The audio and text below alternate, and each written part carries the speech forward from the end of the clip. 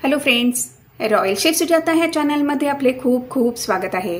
आज आपण मार्गशीर्ष महिन्याच्या पहिल्या गुरुवारची पूजा मांडणी कशी करायची आहे ते अगदी सोप्या पद्धतीने ते आपण बघणार आहोत। जर आपल्याला रॉयल शेफ सुजाता हे चॅनल आवडले तर सबस्क्राइब करायला विसरू नका। बेल आयकॉनवरती क्लिक करा, लाईक करा, शेअर करा, कमेंट सेक्शनमध्ये आपले मत लिहायला विसरू नका। चला तर मग बघूया आपण ही पूजेची मांडणी कशी करायची आहे ते। मार्गशीर्ष महिना सुरू झाला आहे। आज पहिला गुरुवार आहे। पहिल्या गुरुवारी आपण महालक्ष्मी मातेची खूप सोप्या पद्धतीने अगदी छान पूजेची मांडणी करणार आहोत। सर्वप्रथम आपण पूजा जिथे मांडणार आहोत ती जागा स्वच्छ करून घ्यायची आहे। त्याच्यावरती चौरंग ठेवायचा आहे। चौरंगावरती आपण वस्त्र घालायचं आहे। छान रांगोळी काढायची आहे। चौरंगावरती वस्त्र घातल्यानंतर आपण लक्ष्मी मातेचा आणि गणपती बाप्पांचा फोटो ठेवायचा आहे। मी मूर्ती पण ठेवलेली आहे आणि गणपती बाप्पांची आणि लक्ष्मी मातेची तेलाचा दिवा लावलेला आहे। त्याच्यानंतर आपण इथे तांदळाची रास केलेली आहे। तांदळाच्या राशीवरती आपण कलश स्थापन करायचा आहे आणि गणपती बाप्पांची आणि लक्ष्मी मातेची मूर्ती सुद्धा आपण तांदळाच्या ह्याच्यावरतीच ठेवायची आहे। आपण हा कलश घेतलेला आहे। कलश मी छान स्वच्छ धुवून घेतला आहे। त्याच्यामध्ये आपण स्वच्छ पिण्याचं पाणी घेतलेलं आहे। त्याच्यानंतर आपण 5 बोटं आपण उमटवायची आहेत हळद आणि कुंकवाच्या ह्याची। तांदळाच्या राशीवरती आपण कलश ठेवायचा आहे। आपण 5 प्रकारची आपण पत्री घेतलेली आहे, म्हणजे पानं घेतलेली आहेत। मी सीताफळ, आंबा, पेरू, नंतर जास्वंदी आणि कण्हेरच्या ह्याची 5 अशी पानं घेतलेली आहे। 2 विड्याची पानं पण ठेवलेली आहेत। विड्याच्या पानावरती आपण खारी, खोबरं, हळकुंड, सुपारी ठेवायची आहे। एक कॉइन पण ठेवायचा आहे।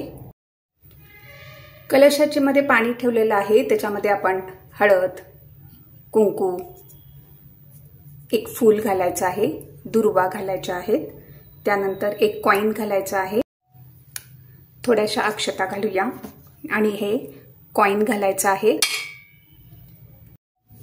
आता ही 5 प्रकारची पानं आपण कलशामध्ये ठेवायची आहेत।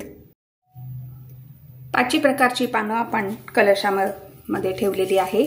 आता त्याच्यावरती आपण नारळ ठेवायचा आहे। ह्याला आपण आता लक्ष्मीचं रूप द्यायचं आहे। सर्वप्रथम आपण हळद कुंकू लावूया। थोड्याशा आपण अक्षता घालूया। अक्षता घालूया। एक फूल व्हायचं आहे। फूल व्हायला आहे। मी हा लक्ष्मी मातेचा मुखवटा घेतलेला आहे, खूप सुंदर आहे। आता हा आपण श्रीफळवरती ठेवायचा आहे। मुखवटा घालण्याच्या अगोदर हे मी वस्त्र आणलेलं आहे ते आपण कलशाला घालायचं आहे। आपण देवी मातेला हे बघा, आपण मुखवटा पण घातला आहे, वस्त्र घातलेलं आहे, अलंकार सुद्धा घातलेले आहे। आता आपण देवी मातेची पूजा करायची आहे। त्याच्यासाठी आपण हळद कुंकू वाहूया। त्यानंतर अक्षता व्हायच्या आहेत। त्यानंतर आपण फुलाची वेणी घालायची आहे किंवा गजरा घालायचा आहे।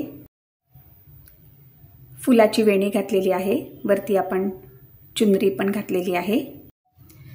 आपण गणपती बाप्पांचा आणि लक्ष्मी मातेचा अभिषेक करून घेतलेला आहे। आता त्यांना आपण हळद कुंकू, अक्षता, फूल व्हायचं आहे। आधी आपण गणपती बाप्पांना हळद कुंकू लावूया, त्यानंतर अक्षता व्हायच्या आहेत, त्यानंतर दुर्वा आणि फूल व्हायचं आहे। दुर्वा आणि फूल पाहिलेलं आहे। आता आपण लक्ष्मी मातेची पूजा करायची आहे। हळद कुंकू लावूया, त्यानंतर अक्षता आणि लाल फूल।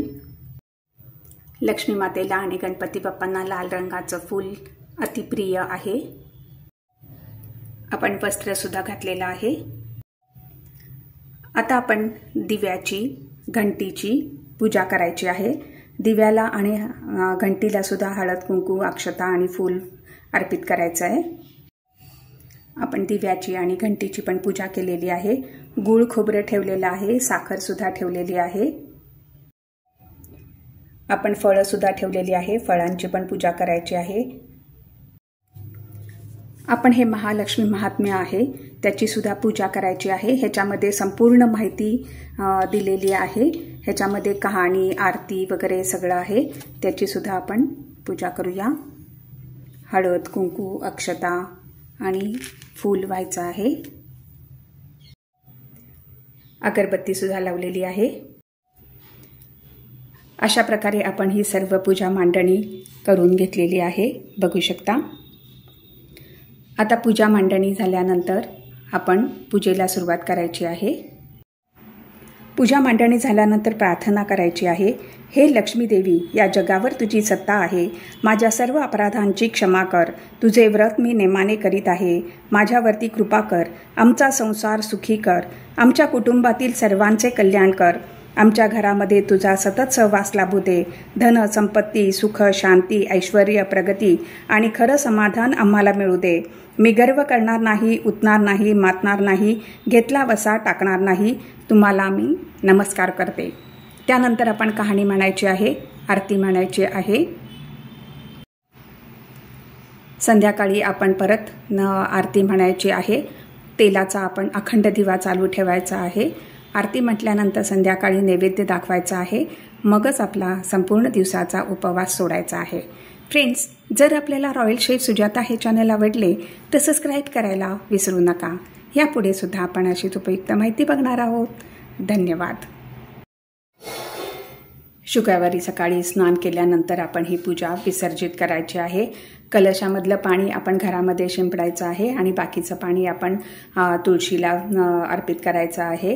आणि हा कलशावरील नारळ आपण 4ही गुरुवार तोच ठेवायचा आहे आणि शेवटच्या गुरुवारी आपण उद्यापन करायचं आहे। ह्याची संपूर्ण माहिती मी ह्याच्या अगोदरच्या व्हिडिओमध्ये पण दिलेली आहे, तिथे सुद्धा आपण ही माहिती संपूर्ण बघू शकता।